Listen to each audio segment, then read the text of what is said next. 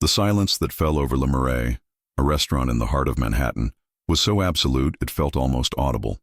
It was the kind of place where politicians, CEOs, and magnates sealed their deals, surrounded by rare wines, silver cutlery, and dishes that cost more than a typical family's monthly rent. But in that moment, no one was looking at their plates. All eyes were fixed on a 10-year-old boy sitting in a wheelchair with metal braces supporting his legs. His name was Ethan Lancaster, the only son of Arthur Lancaster, founder of Lancaster Holdings, a billion-dollar conglomerate in technology, finance, and real estate. Ethan trembled not out of fear, but out of nervousness. His legs, strapped into the braces, wobbled as he extended his hand toward someone who, until seconds ago, was nothing more than an invisible silhouette in that luxurious environment. "Would you like to dance with me?" His voice came out hesitant but steady. The invitation wasn't made to a child, nor to someone familiar. It was directed at Maya Bennett, the only black waitress in the restaurant. The grand piano, which until then had filled the air with soft jazz, seemed to fall silent on its own. "Mr. Lancaster, control your son," snapped the manager, Mr. Crawford, his tone dry, almost cutting. "This is not a dance hall. Our staff is not here for this sort of thing." Arthur frowned, uneasy. It was the first time he had taken Ethan out to a public place since the car accident 2 years earlier that had left his son severely disabled. And in that moment, he wondered if he had made a mistake. "Ethan, sit down. Now." The order came out low, but heavy with firmness. But Maya did not move. For the first time, she did not lower her head. Her gaze shifted between the manager, the billionaire, and the boy who kept his hand extended, as if holding not just an invitation, but a lifeline of hope. In her 5 years serving at that restaurant, Maya had learned how to be invisible. She had learned how to disappear in the eyes of the customers, especially those like Arthur Lancaster. But that day, something was about to be different. "Mr. Crawford, my shift is over." Her voice came out calm. She took off her apron and folded it carefully. Then, to the absolute shock of everyone, she turned to Ethan, smiled, and said, "I can't dance wearing an apron, can I?" And she took his hand. Arthur stood up abruptly. "What do you think you're doing?" Maya held his gaze, accepting an invitation. And she took her first step, not just onto an imaginary dance floor, but into a story that would change lives. Before anyone could react, Ethan took a hesitant step out of the wheelchair. His foot dragged across the marble floor, and the metallic sound of the braces echoed through the silent hall. But Maya didn't try to guide him. She didn't rush, didn't correct. She simply adjusted her own rhythm to his, as if that moment were completely natural. And in a way, it was. "She's going to be fired tomorrow," whispered a blonde woman sitting at table 3, discreetly nudging her husband. Arthur stood frozen, paralyzed. A memory he had buried for months suddenly flooded his mind. Elaine, the name of the wife he had lost in the same accident that had left Ethan with lasting injuries. Elaine dancing with Ethan in the living room before everything collapsed. He remembered her smiling, spinning their son in the air, and saying, "It's not about doing it right. It's about being together. And about you leading me, Ethan." It was a phrase he had ignored back then, but in that moment, it echoed like a scream in his consciousness. As Ethan, with trembling steps, led Maya, something in the boy's eyes shifted. The fear that had always followed him gave way to intense focus. The shame that kept him withdrawn melted into a timid, almost childlike pride. For the first time since the accident, he wasn't being pushed, held, or instructed. He was leading. The manager, Mr. Crawford, cleared his throat anxiously and turned to Arthur. "Mr. Lancaster, I can assure you this will never happen again. She will be properly disciplined." Arthur didn't respond. In fact, for the first time in a long while, he didn't know what to say. Meanwhile, Maya held her gaze steady, but with a smile that was neither defiant nor provocative. It was a smile full of something rare in that space, mutual respect. After a few steps, imperfect, shaky, but absolutely real, she gently guided Ethan back to his chair and, with a theatrical bow, said, "Thank you for inviting me to dance, sir. It was an honor." The entire restaurant, until then trapped in suffocating silence, held its breath. As Maya turned to return to work, Arthur found himself saying, and he barely recognized his own voice, "Wait, what is your full name?" She turned slowly, meeting his eyes. "Maya Bennett, sir." Arthur nodded as if mentally recording every syllable. "Maya Bennett," he repeated slowly, and pulling a card from the inner pocket of his suit, he did something no one in that restaurant could have ever imagined at my office. Tomorrow, 10 a.m. The silence that followed those words felt heavy, almost tangible. Customers exchanged uneasy glances. Waiters looked at each other in confusion. Even the pianist, unsure whether to continue playing or not, froze his hands mid-melody. Maya held the card for a moment, staring directly at Arthur Lancaster without saying a word. Her fingers trembled slightly, but her face remained calm. Then she slipped the card into the back pocket of her pants, folded her apron, placed it on her tray, and replied with a composed nod, "Tomorrow, 10 a.m. Then she turned and walked toward the back, completely ignoring the look of pure shock on Mr. Crawford's face. As she disappeared from view, a soft, almost innocent voice echoed from Arthur's table dad. Ethan tugged lightly on the sleeve of his jacket. "Why did you do that?" The question lingered in the air like an accusation. Arthur didn't answer right away. He looked at his son and, for a brief moment, noticed something unsettling. For the first time in a very long time, he didn't just see a fragile, dependent, limited boy. He saw a whole human being. He saw someone who, despite his physical limitations, had desires, will, and the power to choose. The rest of the dinner went on in uncomfortable silence. Ethan seemed oblivious, happy, as if he had just achieved something far greater than any physical therapy had ever given him. Maya, on the other hand, left the restaurant that night unlike any other night before. She hadn't lowered her head. She hadn't apologized for simply existing in that space. But when she arrived at her small apartment in the Bronx, she locked the door, tossed her bag onto the couch, and went straight to the space under her bed. From there, she pulled out a cardboard box containing an old blue notebook filled with scribbled notes, loose pages, and hand-drawn diagrams. It was the result of years of observation, research, study, and dreams. On the cover, written with a pen that was almost out of ink, was the name of the project she and her sister had started years ago in an old community warehouse, Step Forward, a program for rehabilitation and independence for children with motor challenges. She took a deep breath looking at that notebook and murmured to herself, "He has no idea. Absolutely no idea. What he just started." And she smiled. The next morning, the lobby of Lancaster Tower looked more imposing than ever. The white marble reflected the natural light streaming through the enormous glass walls, and employees moved briskly from one side to the other, impeccably dressed, carrying folders, phones, and expensive coffee.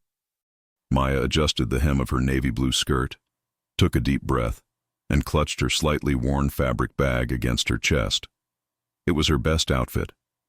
A white long-sleeved blouse with a few missing buttons at the cuff, and a pair of shoes she had glued back together the night before. As she walked toward the reception desk, she noticed the stares turning her way. Some curious, others visibly uncomfortable. A black woman, alone, walking through that space, was not exactly a common sight there. "Maya Bennett, I have an appointment with Mr. Lancaster," she announced to the receptionist, who glanced at her from head to toe like someone scanning an object that didn't quite belong. One moment the woman picked up the phone, made a quick call, and after a few seconds replied without expression, 27th floor. "Ms. Whitaker will meet you there." Inside the elevator, Maya took a deep breath, staring at her own reflection in the side mirror. It wasn't fear she felt. It was determination. The same determination she'd felt years ago when she had to leave her master's program in neuroscience to care for her sister Naomi, after a diagnosis of a rare degenerative disease. When the elevator doors opened, she was greeted by Whitaker, a thin woman with a serious face, rectangular glasses, and a precise, measured walk. "Mr. Lancaster is finishing a call." "This way." As they walked down a long glass corridor, Maya noticed glances appearing from behind the transparent office panels. Executives paused meetings, whispered, some clearly wondering who this woman was being escorted through the executive floors. "I bet you think he called you here to fire you," Whitaker said unexpectedly, breaking the silence. "That happens. Powerful clients complain. And people like you disappear." Maya stopped, slowly turned her face toward her and replied with a sharp smile, "People like me? And exactly where do you think our place is?" Whitaker adjusted her glasses, about to answer, but her phone rang. "He will see you now," Whitaker said, pointing to a set of black double doors with chrome handles. Maya took a deep breath. As she pushed those doors open, she knew she wasn't just stepping into Arthur Lancaster's office. She was stepping into something much bigger. Arthur Lancaster's office occupied nearly half of the 27th floor. Floor-to-ceiling glass windows offered a panoramic view of Manhattan, as if the entire world were there, under the command of whoever sat in that room. Arthur stood with his back turned, hands clasped behind him like a conductor observing his silent empire. "Mr. Lancaster," Maya announced, her voice steady, arms crossed. He turned slowly. His face was impeccably composed as always, a trained expression, controlled eyes. A mask worn by someone used to winning every negotiation. "Ms. Bennett." He gestured toward a chair in front of his desk. "Please, have a seat." The silence that followed was no accident. It was a tactic. Maya knew that. The kind of silence designed to make the other person speak, slip up, lose balance. But she wasn't just anyone. And that silence would not make her falter. "Do you have an academic background?" Arthur asked, finally breaking the tension. Maya held his gaze. "Bachelor's in Child Development from NYU," she replied without blinking. "And a master's in neuroscience. Unfinished." For a second, a flicker of surprise crossed his face. "Why unfinished?" "Because my sister was diagnosed with a rare degenerative disease. I had to choose between continuing my studies or taking care of her. I chose my family." Arthur cleared his throat, slightly uncomfortable, then walked over to his desk, grabbing a thick folder. "I did some research on you, Ms.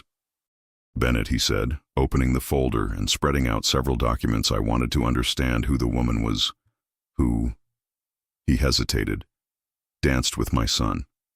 There, spread across the desk, were printed photos, reports, even copies of old social media posts. In the center, an image of the old community warehouse in the Bronx, with the name painted in crooked letters, "Step Forward." "You founded this," Arthur stated, almost as if it were an accusation. Maya straightened her posture. "Co-founded. With my sister Naomi. It's a rehabilitation program that uses dance, movement, and autonomy as a therapeutic foundation for children with motor challenges." Arthur flipped through a few papers, and, he turned a page, "is about to shut down. Due to lack of funding." "That's right," Maya replied without blinking. "In fact, your foundation rejected us 3 times. Arthur took a deep breath, crossing his arms. "I want to hire you." Maya raised an eyebrow. "For what, to be a waitress at your house?" His eyes narrowed, serious. "As a therapeutic companion. For Ethan." For a moment the air seemed to vanish from the room. Maya blinked, as if certain she had misheard. "Excuse me," she said, leaning slightly forward. "You want to hire me? As a therapeutic companion?" Arthur nodded, with that familiar expression of someone used to turning desires into reality. "Exactly. I don't want a dancer for my son, Ms. Bennett. I want someone who knows how to do what you did yesterday. To accompany. To follow. Not to lead." Maya slowly crossed her arms, studying the man in front of her.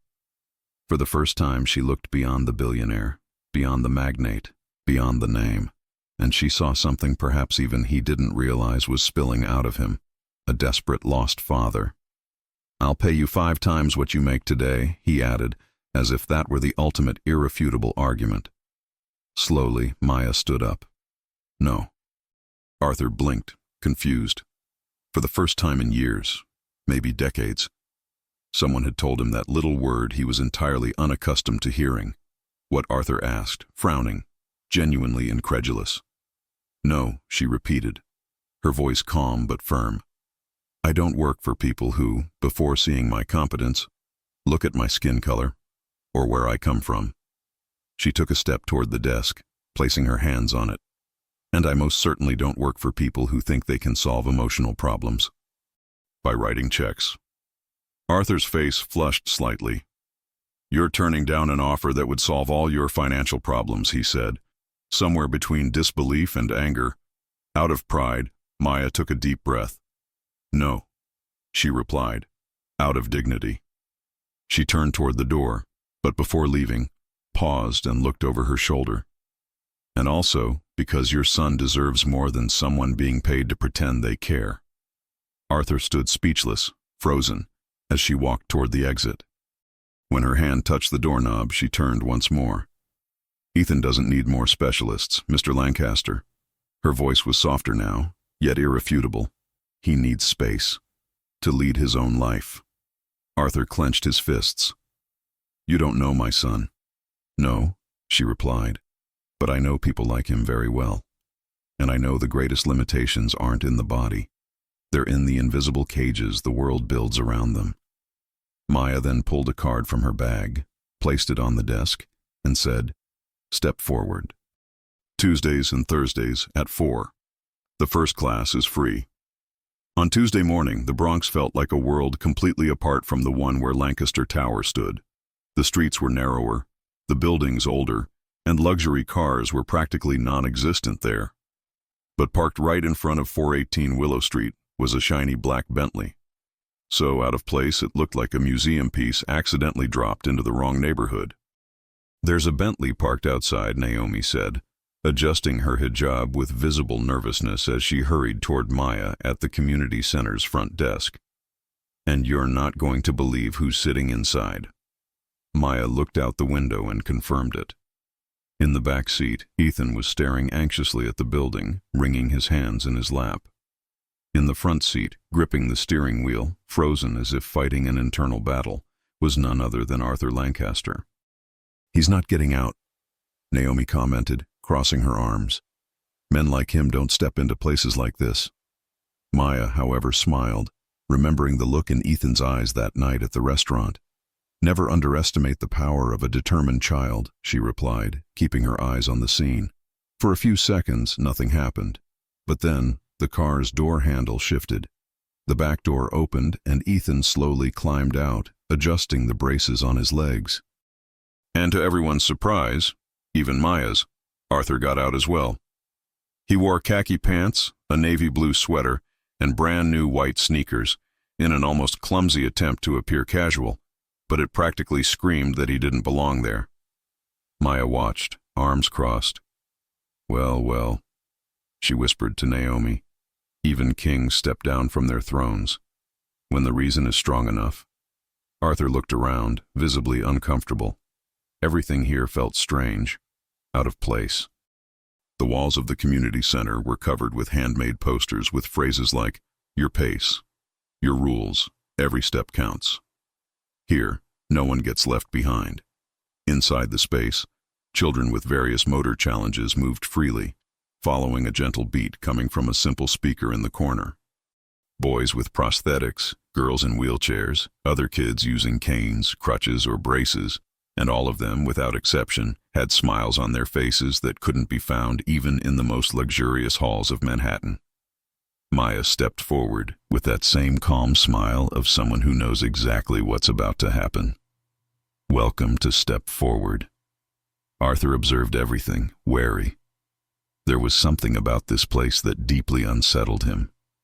It wasn't the simplicity of the building, nor the faint smell of fresh paint on the unfinished walls. It was the fact that there was no order. At least, not the kind of order he recognized. Children were running, or trying to run, in different directions. Some spun in wheelchairs as if they were dancing. Others kicked rubber balls, fell, got back up, invented steps, jumped in awkward ways, and improvised movements that, to Arthur's eyes, looked like absolute chaos. This isn't therapy, he muttered, crossing his arms. Uncomfortable. It looks like an unorganized recess. Maya smiled, unbothered. "Believe it or not, Mr. Lancaster," she replied, looking him straight in the eye. "There is structure here. It's just not the kind you're used to recognizing." She knelt to Ethan's level, who was watching everything with a mix of fascination and hesitation. "So, do you want to join them?" she asked. Ethan looked at his father, uncertain. Arthur took a deep breath, clenching his jaw. "Go." I'll be right here," he answered, with the same tension of someone about to jump off a cliff without knowing if there was a safety net below. Maya took Ethan's hand and led him to the center of the room, where the other children welcomed him naturally, as if there were no difference between them. Meanwhile, Naomi appeared beside Arthur, holding a simple cup of coffee.